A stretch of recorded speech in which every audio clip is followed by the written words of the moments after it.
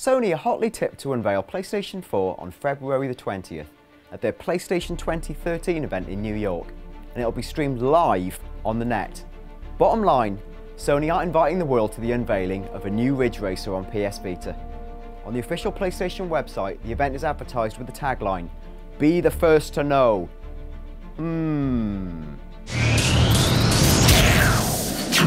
The web is flooding with rumours, so we've filtered the most credible info to give you the most accurate picture of PlayStation 4 available pretty much anywhere in the world. We're going to talk about specs, graphics, games, controllers, used games and the cloud, and finally release date and prices. For those who don't know me, which is probably everybody, I'm Daniel Dawkins, ex-editor of PSM3 magazine. I've worked closely with PlayStation for 12 years, and while things can change, the following is what my contacts tell me is the closest picture to the truth. PS4 is a PC in a box. In the past, consoles used to be a series of expensive, bespoke chips sold at a loss, but subsidised by game sales. Most notably, PlayStation 3 used a complex, unique and expensive cell chip architecture. Its creator, Ken Kutaragi, had a dream that the cell chip would one day appear in household appliances like your fridge and boost PS3's processing capacity. Now, last time I went for a pint of milk, that hadn't happened. In fact, my fridge keeps ham at 3 degrees C, but frankly did a terrible job of eliminating slowdown in Skyrim. Sony lost $5.6 billion last year, and console game sales were down about 20 to 30% globally, making that subsidy model far too risky. As a result, PS4 will use off-the-shelf chips and cost Sony less to make. The core processor is an AMD 8-core CPU running at 1.66 GHz with a system on-chip codename Liverpool. This should run alongside a Radeon HD graphics card, most likely a modified 7970M. The volume of RAM is easier to understand. PS4 is tipped to use 4GB of GDDR5 RAM. Not only is that 8 times the size of PS3's memory, but it uses a form of high-speed RAM that moves data at 176 GB per second. In human words, they'll do a more effective job of eliminating slowdown in next-gen Skyrim than your fridge freezer. Microsoft Next Xbox is tipped to offer 8 GB of RAM, but of the slower DDR3 variety. And we hear Sony is still debating whether to upgrade to 8 GB in their own machine after being pressed by developers. What does it all mean? Well, PS4 should be more powerful than the next Xbox, and much easier to develop for than the PlayStation 3. Nobody really knows what PlayStation 4 games will look like, but we've been told that PS4 will run games like Star Wars 1313 without breaking a sweat. As a baseline, look at high-end PC visuals like Battlefield 3, only with potentially more refined lighting, shadowing and particle effects. The most tantalising glimpse of next-gen visuals so far is Square Enix's Luminous engine, shown behind closed doors at last year's E3. In truth, we can't imagine full-blown action games like Call of Duty running at this quality. Not yet, but Luminous does run on existing high-end PC tech, only with a very large volume of RAM.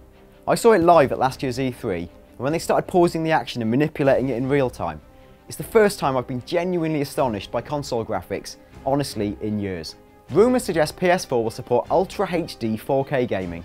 In truth, this is unlikely.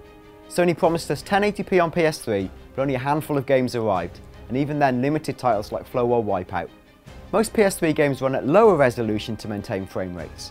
Black Ops runs at 880x720 and not the full-scale 1920x1080p.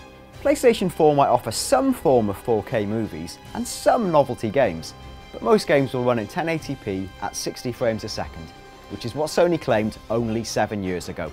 An uncompressed 4K video trailer of The Amazing Spider-Man takes up 500 GB of disk space, which is 10 Blu-rays. Every key first-party Sony studio has been working on PlayStation 4 games for 18 months or longer. That includes Guerrilla Games, who are hotly tipped to unveil their new project on Feb the 20th, most likely a new Killzone game. Sony Santa Monica, of God of War fame, are recruiting for next-gen systems, or were recruiting, and it's worth noting the next God of War game on PS3 is called Ascension, not God of War 4. Reports suggest that Evolution Studios, of MotorStorm fame, are working on a next-gen racer, and it was once mooted to be a Gran Turismo title. Most notably and most excitingly, Naughty Dog used a two-team development structure, And while the Uncharted 2 developers bounced onto The Last of Us, you can bet the Uncharted 3 team have been pretty busy with Uncharted 4. At launch, expect PS4's lineup to include lots of high-end PC ports, including all the key titles from EA and Ubisoft. At a guess, FIFA, Battlefield, Assassin's Creed, etc. are near certainties. Edge magazine reports that PlayStation 4 will have a new controller that's the same size as a DualShock 3, but with a small PS Vita style touchpad in place of the Start, Select and PS buttons. Most interestingly, there will be a share button, allowing users to share screenshots and video across social networks. PlayStation 4 will record 15 minutes of your recent gameplay, which you can edit and broadcast. All I can say is that I've heard the same from multiple sources, and the share function makes perfect sense. Back in 2012, the US site Kotaku rumoured that PlayStation 4 will lock out used games or ask you to buy an activation code to restore full functionality. Just days ago, Microsoft were rumoured to be locking out used games on the next Xbox. It's too contentious and too complex a topic to debate fully here. Tune back soon for another video perhaps, but don't rule it out. Our sources haven't confirmed it, but also felt used game lockouts were plausible. Respected Japanese news outlet Nikkei claimed PS4 would use Gakkai cloud gaming technology at launch.